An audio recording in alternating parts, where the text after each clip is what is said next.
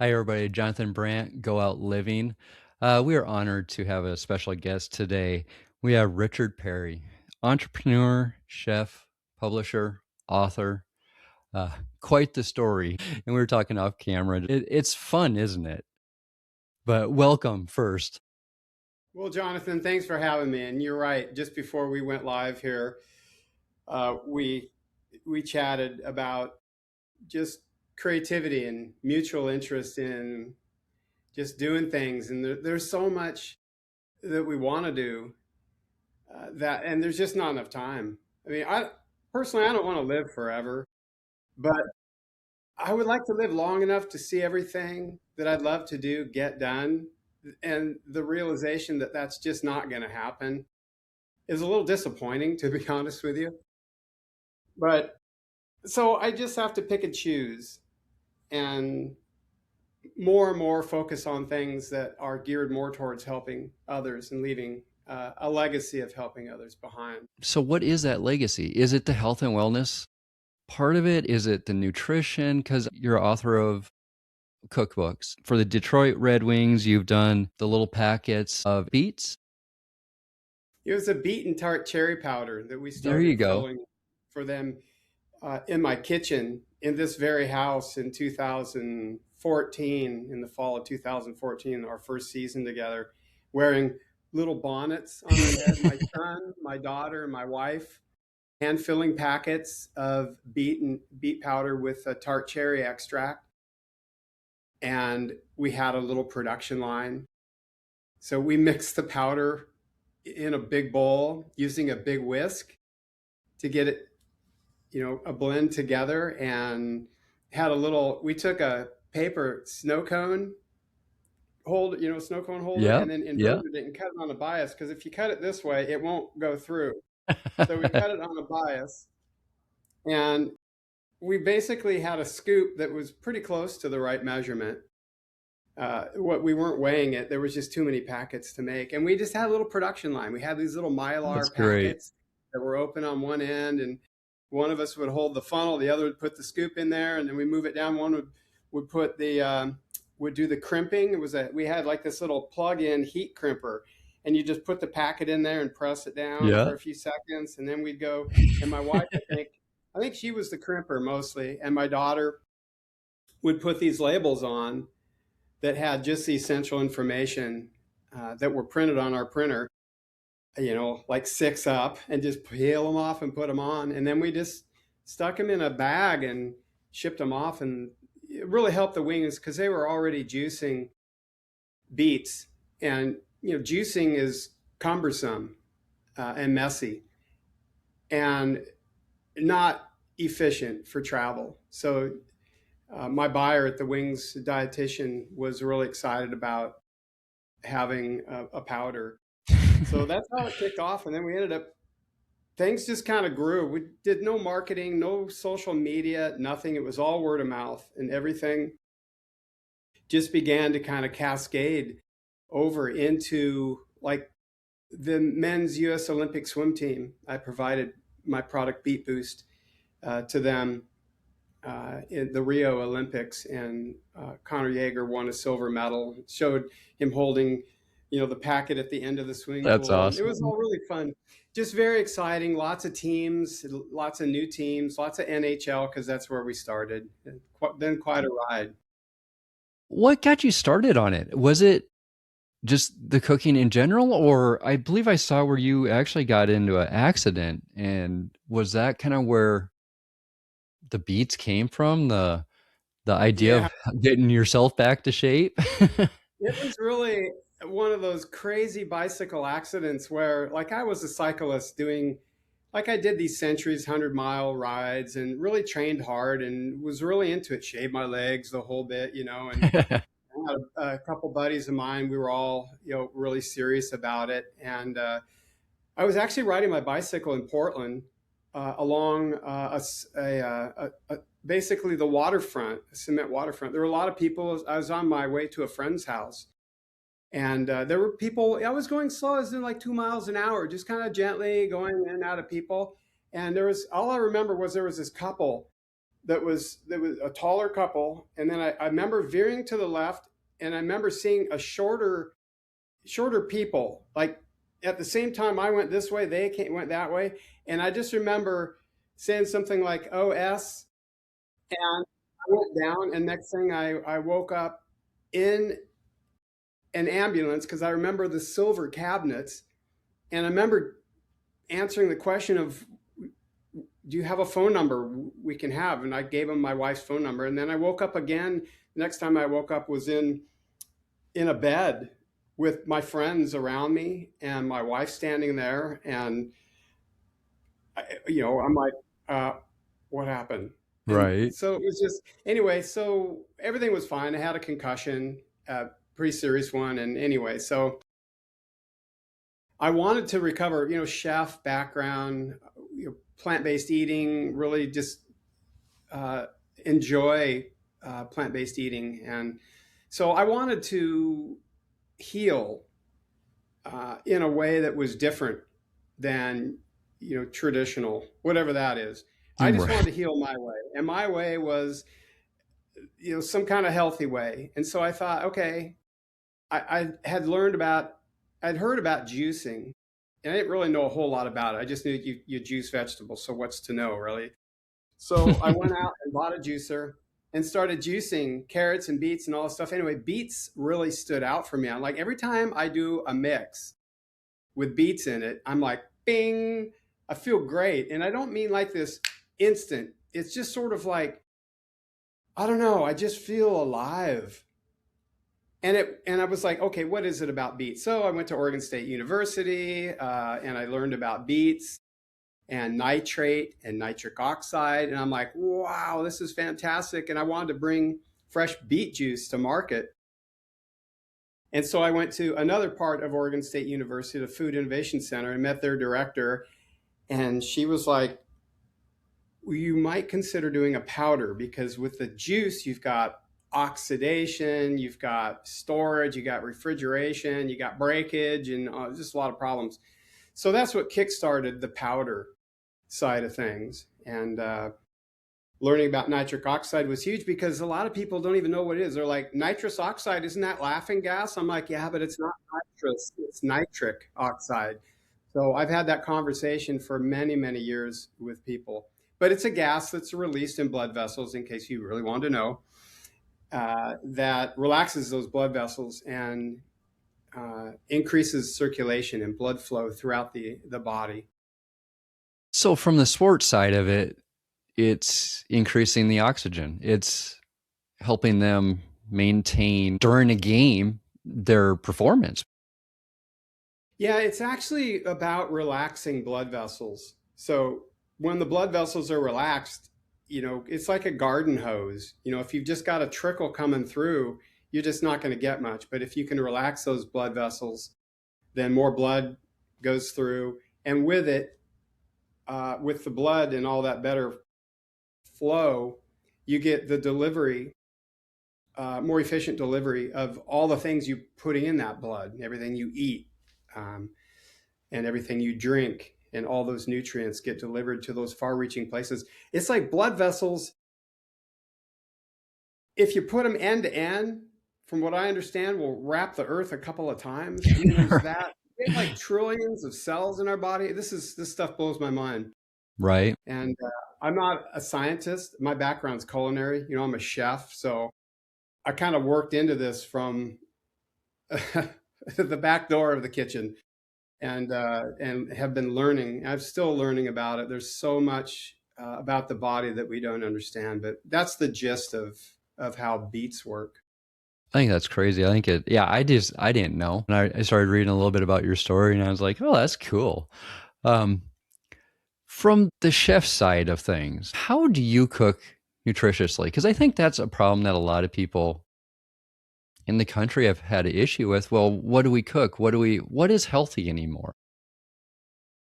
What are your thoughts? Wow, what is healthy anymore? Okay, well, so I have a pretty strong opinion about this, and it may not be agreeable to everyone, but since 2010, I haven't had any animal meat of any kind. So I've had a little bit of salmon, a little bit of fish, a little bit of, I went full vegan for over 10 years and it made me feel great. And in the beginning, it was really hard. So it was like refried beans and fried rice and noodles. And like, I have no idea. My culinary background's like Le Cordon Bleu training. So I'm all like, pan searing and, steaks with red wine, rosemary, and mushroom reductions and a very culinary house. And then I'm like, okay, I think it was Forks Over Knives that was the turning point for me when I discovered the science behind what meat does to the body. And I don't have anything, against people who eat meat. I just personally, it's made me feel great by not having it in my body. I've been able to maintain my weight. And so what I cook are, you know, the usual suspect foods. Rice and beans are perhaps a staple. Quinoa, a lot of grains. I eat bread. I don't have a gluten intolerance. One of my favorite breakfasts in the morning, which I actually had this morning, is we make homemade rye bread. I toast it and put peanut butter on it, and I make my own jam, blueberry jam with some blackberries in it.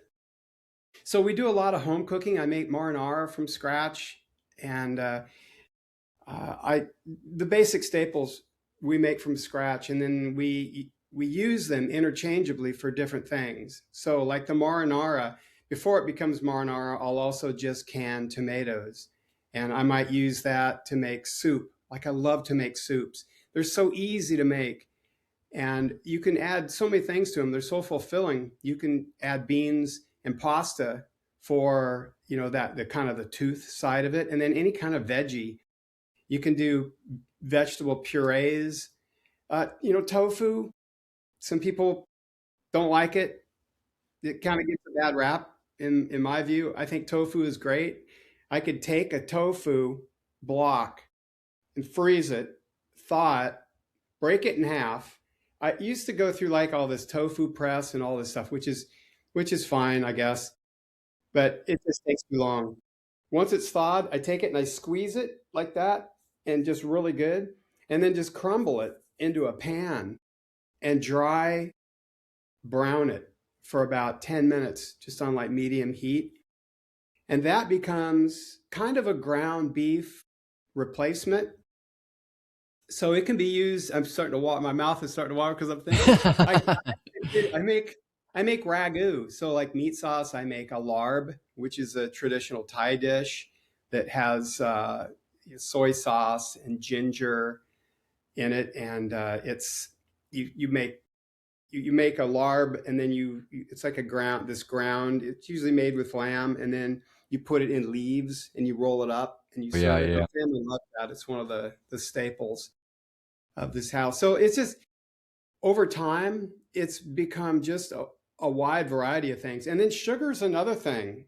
It's like everything used to have sugar. I'm like, well, sugar's vegan. Okay, we're good as long as it's the raw sugar.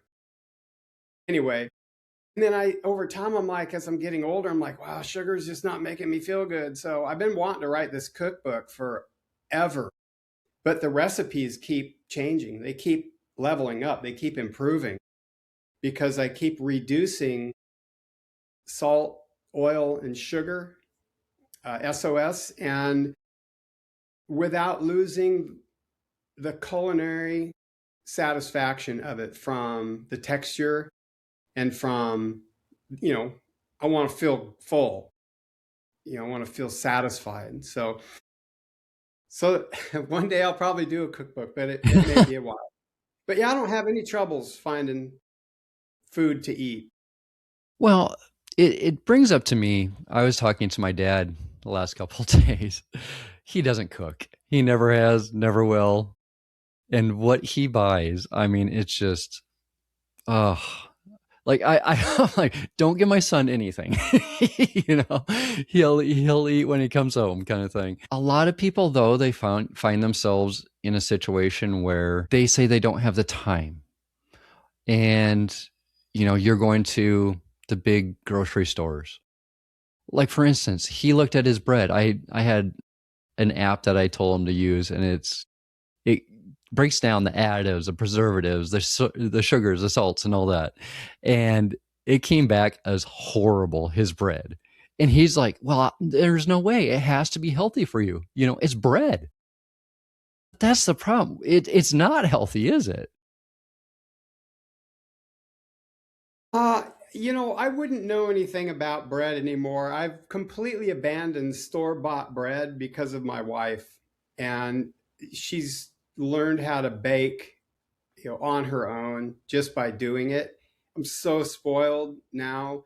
I don't even look at bread anymore in the store. It's that, the bakery is actually the area that I avoid in the store. I go veggies first and work my way around, bulk and dry foods, and then work my way around.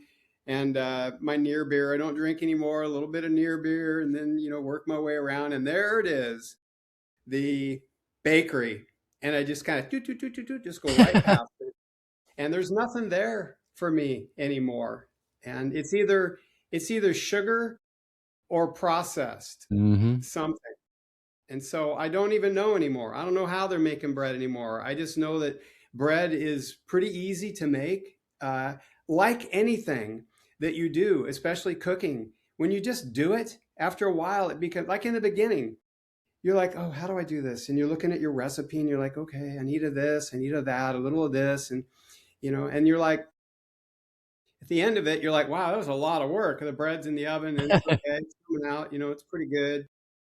But if you do that enough times, and if you have a partner, like who's measuring the flour and the other one's grabbing the whatever, and you bring it together quickly, it it makes it easier.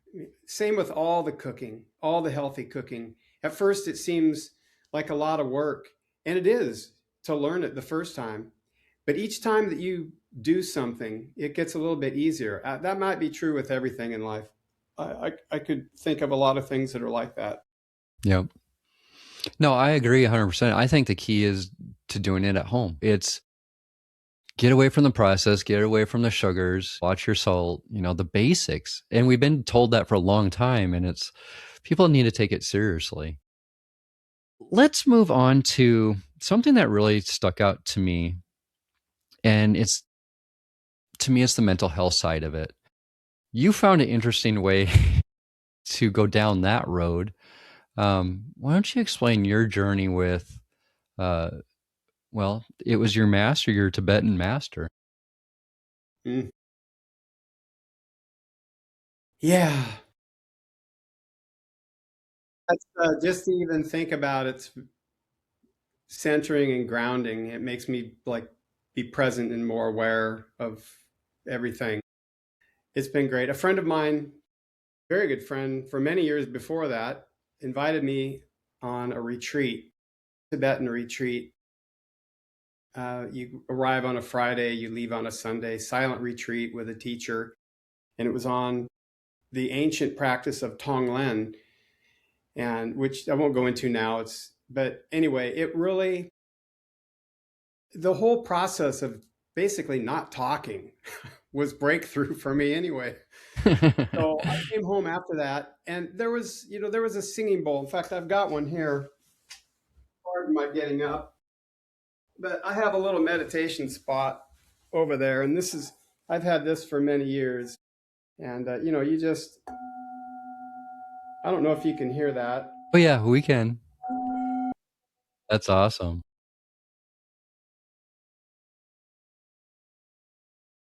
So there was something about the tone. So you generally use the singing bowl to start a meditation. If you're in a group of people, the teacher will ring the bowl, and then you sit and you meditate, and then it'll be like another, like maybe two or three, or even a rapid, series of notes. But it always stood out for me. I've been a guitar player, for a long time, and you know, somehow later on, I discovered that the guitar itself had the same qualities as the singing bowl. So I could play just a single note and it had all this color. It had the same, really kind of the same color as a singing bowl. So that was pretty exciting. But meditation for me has been, I used to think that plant-based cooking was, if I could leave one thing behind, one little pearl of wisdom for my family or friends or whatever after I pass, it would be plant-based eating. And I think plant-based eating is really, really important. But meditation, boop, just one level up, because with meditation gives you the kind of the awareness of why plant-based eating is important. For example, you start to see things, in the silence. What's going on? You see thoughts rise. I think the whole thing boils down to getting stuck on thoughts. And I didn't just make that up. This has been going on for a few thousand years. I'm not the first guy to make that connection. But thoughts are not the enemy, but being attached to thoughts has been arguably the sole cause of all of my quote suffering. And suffering, I mean, even in the mildest forms, like being annoyed. Being annoyed is just a small form of suffering. So I think that the real masters, my teacher was in the hospital with kidney failure, and it looked pretty scary. And you walk into the room and he's like, "Hey," it's like nothing happened. I mean, this is a true master where he's really just stays neutral, the middle way they call it. Just glad to see you, glad to be here in this moment, not thinking about the past, which is gone, and not thinking about the future, which hasn't arrived yet. Just these fundamental thoughts, these ideas have been life changing for me. Somebody that went through, like me and my wife, the cancer, disease, whatever they're suffering from, do you think the mind is where you need to start healing? Is that your number one? Boy, I don't know. There's a lot of schools of thought on that. A psychologist may or psychiatrist may say that you really kind of need to work through things and all that. But I can't help but wonder if you practice just seeing thoughts and letting them pass and just working on meditation, that for me personally, that's been sufficient. That's been enough for me. And I'm sure that there are things that are, I mean, veterans, and I mean, there's some real suffering, some real problems that are causing some deep suffering from people that I wouldn't know if my practice, the practices that I do would be the solution for. There's some, yeah, I wouldn't even know how to comment on something like that. I just believe that thoughts are, can be great and they can be not so great. It's staying positive is probably just the easiest part of it, not overthinking it.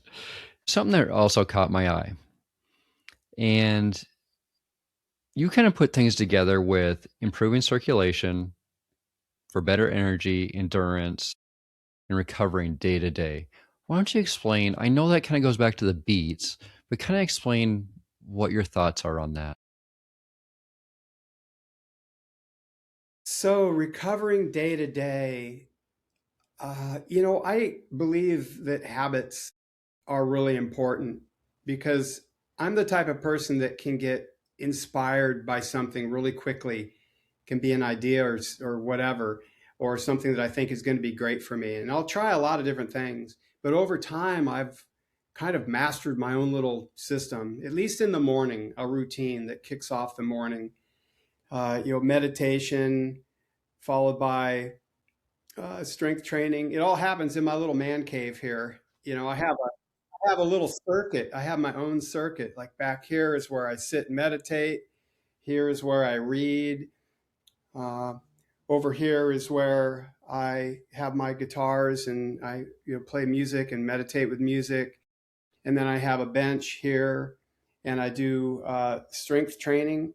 And and then I have my desk over here, my work desk, and I'm actually just sitting right in the middle of the room with a chair just pulled into the middle of the room. But over time, my environment has evolved, and some things have been taken out because I didn't stick with them or they weren't inspiring me.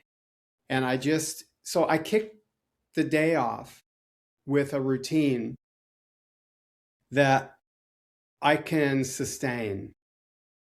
If I can't sustain it, then it goes away. And there's things I need to do, like resistance training I need to do. I'm not a particularly big fan of pushing weight in the morning and stuff, and some days I don't like to do it, but I do it anyway.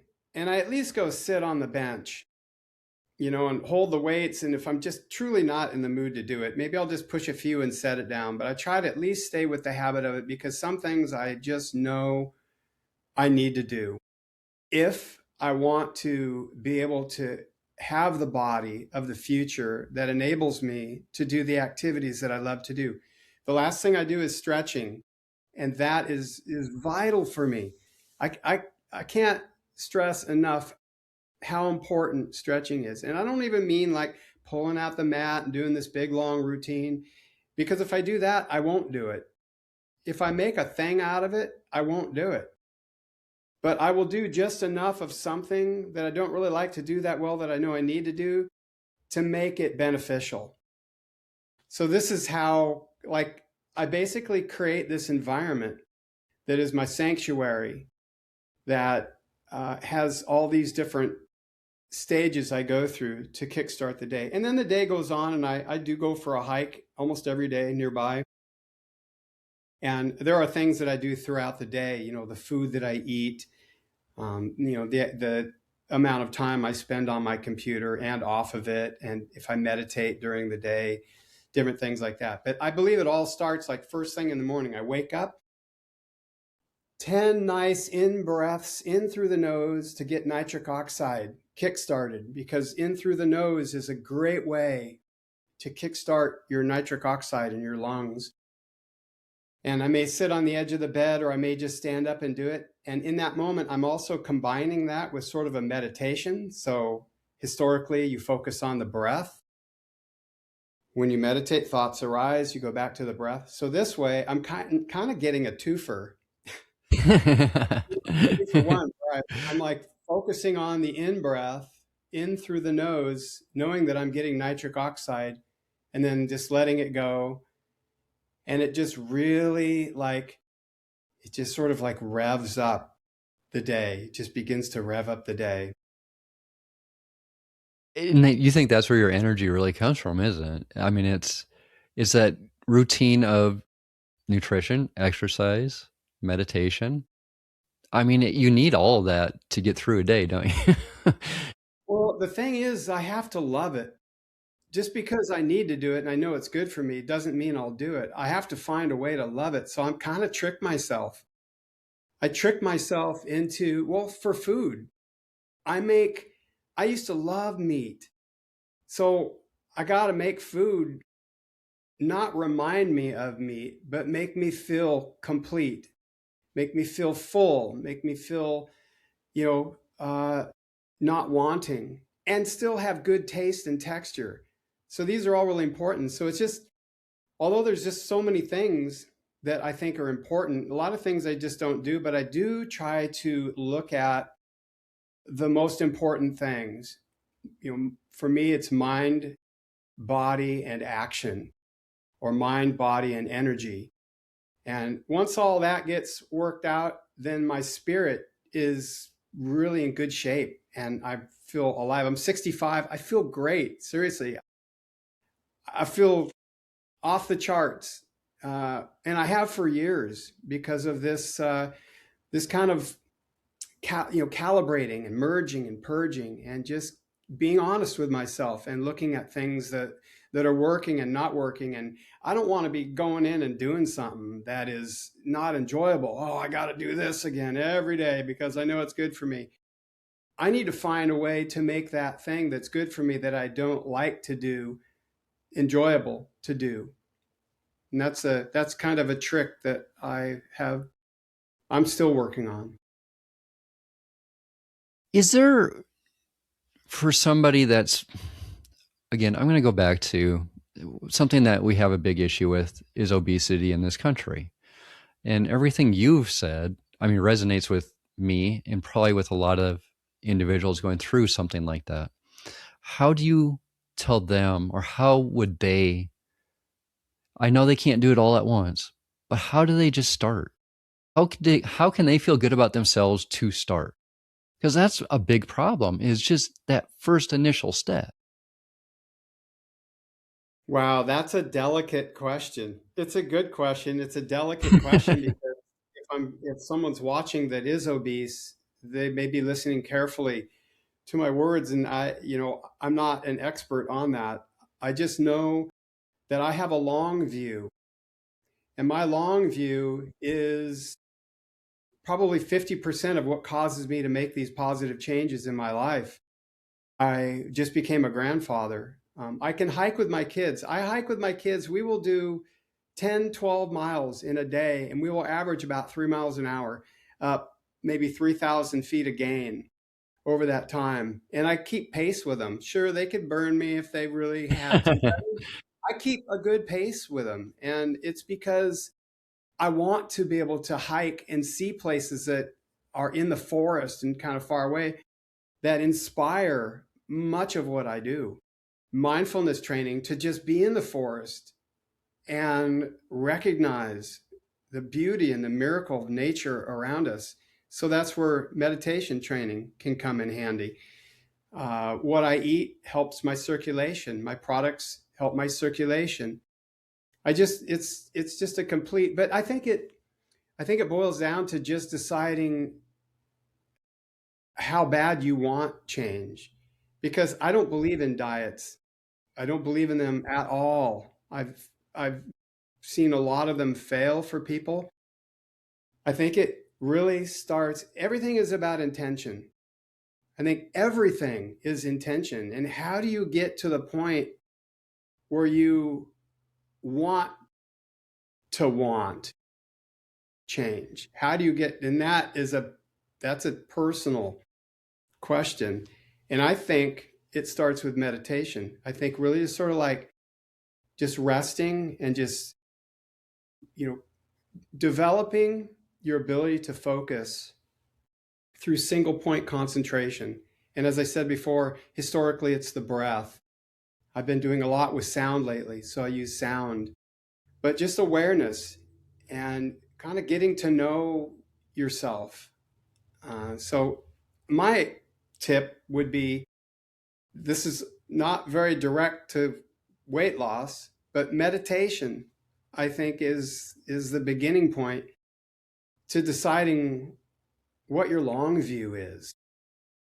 And from there, the rest of it can begin to unfold incrementally, and you can begin to develop little habits, little changes, little baby steps that you can do and try and just see how it feels, and to not jump in anything that gets jumped into a diet or an exercise routine. I'm going to the gym 3 days a week, darn it. And I'm going to do their little circuit they got, and I'm going to do it. I'm going to lose weight because my goal is to lose weight. I don't think that's the goal. I think the goal is contentment with the self. I think it's a long view to be content, and you're content if you know that in the future that you're going to be doing the things that you want to be doing. And that's, to me, where it all begins. So I don't even think about diet. No, and I don't even go to, okay, I brought up obesity, but it's everybody. Here's my thing. You could be in your 30s ripped up, but that doesn't mean you're healthy. you know? To me, it's a lifestyle. It's, like you said, that long-term look at everything. For me, 50 years old, you 65 years old, we're probably in pretty good shape considering, because we don't think of ourselves as that. You know what? There's too many people that go, "Oh, I'm too old for this," but we're really not. It's that mentality to tell yourself you can do this tomorrow, but it's for the long term. It's because, oh, I'm just on the second half of my life, but I still want to be able to do that stuff with my grandkids or my kids or what have you. Again, it comes back to mental. Yeah, it seems to me that I have to love something enough to want to be able to do it. So I love to hike and I love to be outdoors. And I don't I don't exercise so that I can be outdoors. I go outdoors because I love it, and as a result, I get healthier. But exercise is sort of like the byproduct of doing what I love to do, which is to be outdoors in the trees, the moss, right? Ferns, the early morning mist, and the spider web. And to just be like loving that. You know, you can't find that in my man cave here. You got to get out. And for me, that's like it's like all things. You know, I love food, and I will change the way I make food again and again. A recipe, I write recipes, have for years, and I'll change a recipe until I finally love it, and it becomes part of my repertoire of foods that I make. But I think just finding, you know, I think the real question is sort of like, how do you get to the point where you love something so much that it becomes healthy after doing it enough? And I don't know, that's different for everybody. And again, I think, I don't mean to harp on meditation, but I think really mindfulness, which is a big buzzword right now, and consciousness and awareness, they are what they are. And I think they have a huge impact on life, where you're going in life, and contentment. And I don't mean happiness. Happiness is sort of like having the cake. You're like, wow, this makes me really happy. Like, oh, I love this. You know, I'm happy right now. That's great, but you shouldn't have like too much happiness. I think happiness is a word that's overused. I think contentment, just being good with the way things are, I think is most important. Sounds like a holistic point that you're, or a holistic way that you're doing a lot of things. Yeah, I like that word, whole, whole. Yeah, I mean whole meaning like my whole self, like my whole self in terms of my contentment.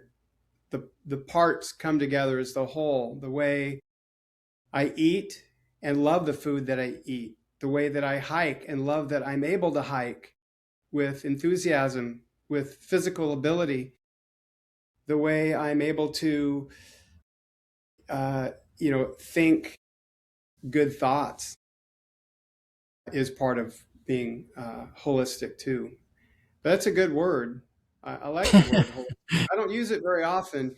I just like the word whole because the word whole to me says I'm all the good things have come together for me.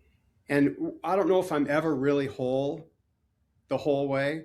There's always something. And I don't mean it's like something I need to improve as much as something that I want to have it gel better as a big picture for me. I love it. Anything else you'd want to say on the way out to somebody just maybe down and out a little bit, but wanting to kind of find a different path? Boy, again, I think it boils down to the mindset. And when somebody's looking for change and they're struggling, that's actually a pretty good sign. I've always found that whenever there's something I struggle with in life, it's never very fun. But as I have gotten older, I look back on those times and I look at what happened after I got around the wall. Either I went over it or around it. Somehow I got over it. Things changed. I had a new outlook, and I could look back on it and kind of see how it played a role in the changes I made. I would recommend, and if somebody doesn't really know how to meditate or doesn't know how to sort of like calm it down, I mean, find a meditation group or just sit for 5 minutes and just close your eyes and just breathe in and breathe out, and following the breath. When a thought arises, just bring it back to the breath and just count 1. And see if you can go to 10 without losing count. In the beginning, you probably won't be able to. I wasn't able to. But after a while, you can. And what that does is it strengthens the mind and helps to create more clarity, to help you see kind of what's going on. You can see those thoughts arising and just not get attached to them. So just to kind of be looking and being really honest with yourself about what it is that holds you back from becoming this whole person that you wish to be. Here's the last tough one for you. What is Richard Perry's legacy? Because you talked about wanting to help people. Is that your biggest legacy? That's a great question, and here's why. The same friend who invited me on the retreat, it was 2009. We had this conversation about a year ago, and I said about having different, like I wanted to leave a legacy behind, kind of thing. I'm trying to figure out how to say this, and he said that the legacy that you're leaving behind is what you are giving to other people. So like my children and my friends and my relationships, those are the things that go on after we pass. So you can write books and you can be president of this and do this and that, but really what you are doing, a legacy is based on what you leave behind in the relationships that you have with other people. Does that make sense? So I lost my wife recently. Her legacy is her inspiration for me to even be here. So yeah, it makes total sense to me. And you can look at the faults in people, but there is always something there. We can try and shape our legacy, I feel, but like you said, it's after, and it's how people are going to see you. So how did you inspire them? That's the question. And we probably don't completely know. We can work at it, but to me, her legacy was her inspiration. Yeah, and I'm going to guess that your wife had an impact on you and had an impact on other people, and it's helped them be a certain way or made some kind of change in them that is the legacy that gets passed on. The relationships that you have with other people, you may be, giving a lesson that she gave you to them, and that they take that lesson and it helps them in a way. I mean, these connections that we have with other people, our friends and the way we are that are influenced by other people is sort of what the legacy is that keeps getting passed on. That was a breakthrough understanding for me, because I was like, after a couple generations, we're pretty much forgotten. But it's just not true. We live on through the relationships that we have with other people. I agree. I completely agree. Richard Perry, it was a pleasure. Well, likewise, Jonathan, thank you so much for having me. We'll do it again for sure. Okay, good. All right, everybody. As you know, find the attitude, keep the attitude, go out living.